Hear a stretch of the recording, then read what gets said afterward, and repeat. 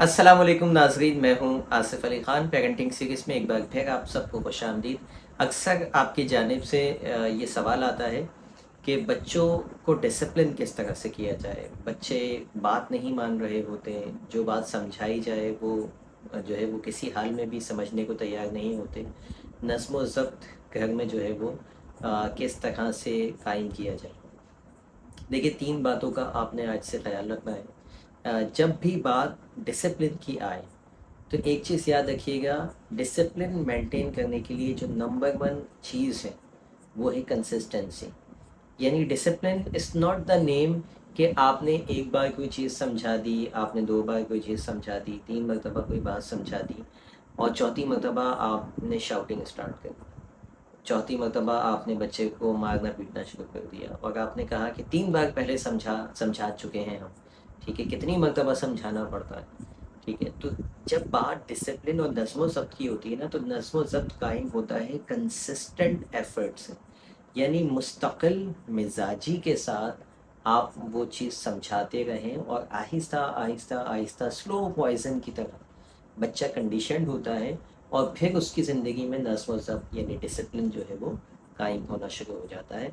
1 time, 2 time, 3 time से जो है वो डिसिप्लिन नहीं आता। यस, दीगर दूसरी चीज़ें हो सकती हैं जो आप एक बार समझाएँ बच्चा मान ले, लेकिन नज़्म ज़ब्त नहीं। नज़्म ज़ब्त के लिए आपको बहुत खून का घूँट पीना जो है वो पड़ता है। अच्छा, इसके लिए एक इम्पॉर्टेंट चीज़ ये होती है कि आप क्लियर जो है वो रूल्स हो आपके आपके घर के अंदर।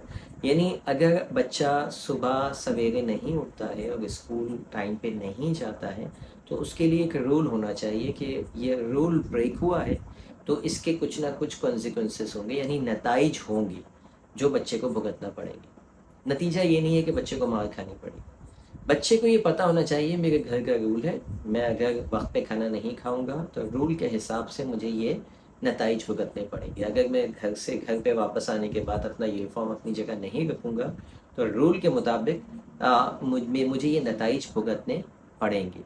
तो जब आपके क्लियर रूल्स होंगे ना, अब होता क्या है, एक दिन डांट दिया, यूनिफॉर्म अपनी जगह पे ना रखने, दूसरे दिन कुछ नहीं बोला, तीसरे दिन फिर कुछ नहीं बोला, इग्नोर कर दिया, 5वें दिन फिर पिटाई लगा दी।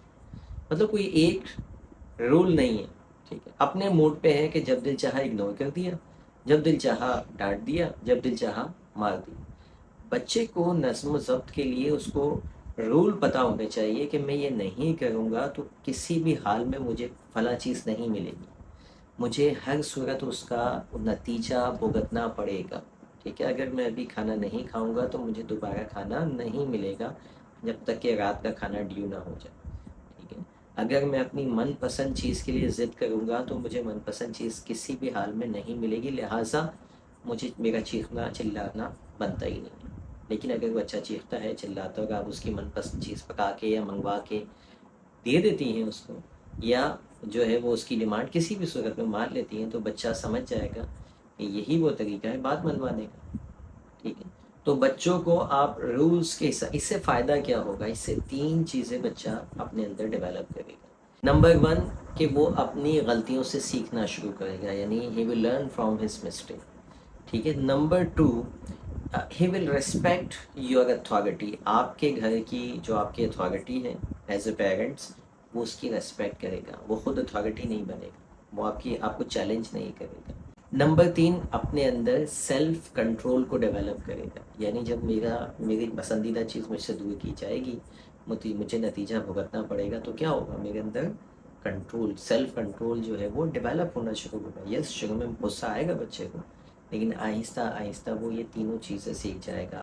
दूसरी चीज़ पॉजिटिव रीइंफोर्समेंट। जब भी हम बच्चों में नज़्म व ज़ब्त कायम करना चाहते हैं कि कोई अच्छी आदत उनके अंदर पैदा हो, तो हमें जल्दबाजी नहीं करनी चाहिए। छोटी जो अच्छी आदतें हैं उसको नोट कीजिए, उसको अप्रिशिएट कीजिए।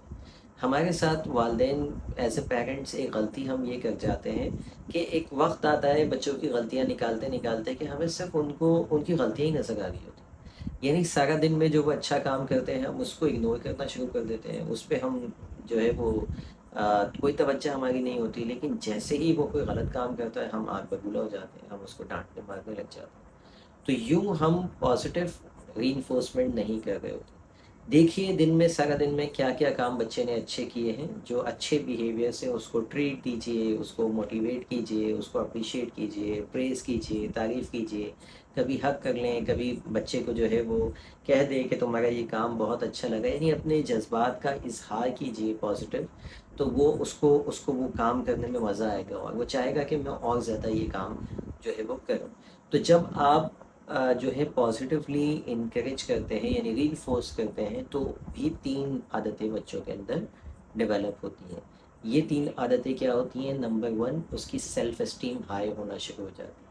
आपके किसी अच्छे काम की जब हस्बैंड तारीफ़ कर दे या वाइफ़ आपकी तारीफ़ कर दे, तो क्या होता है? आपकी सेल्फ एस्टीम हाई हो जाती है। सास अगर आपकी तारीफ़ कर दे तो आप सेल्फ एस्टीम हाई हो जाती है। नंबर 2, आपको मोटिवेशन मिलती है उस काम को दोबारा करने की। ठीक है, कोई खाना आप पकाएँ और हस्बैंड या सास-ससुर में से कोई तारीफ़ कर दे, तो आपका दिल चाहता है मैं एक बार और पकाऊँ उसे।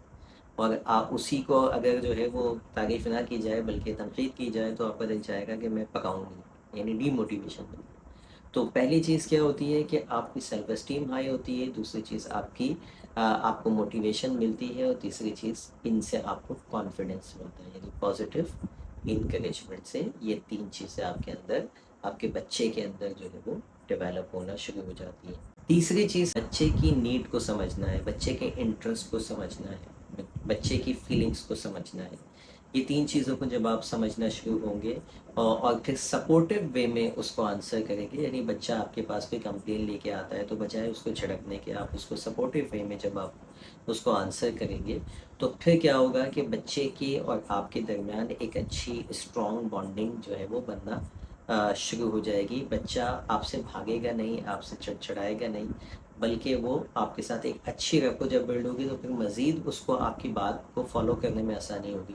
याद रखिएगा कि हम उनकी बातें मानते हैं जिनके साथ हमारी रेपो अच्छी होती है, और अगर रेपो अच्छी नहीं हो तो यकीन जानिए अच्छी बात भी बुरी लगती है, हम फॉलो नहीं करते।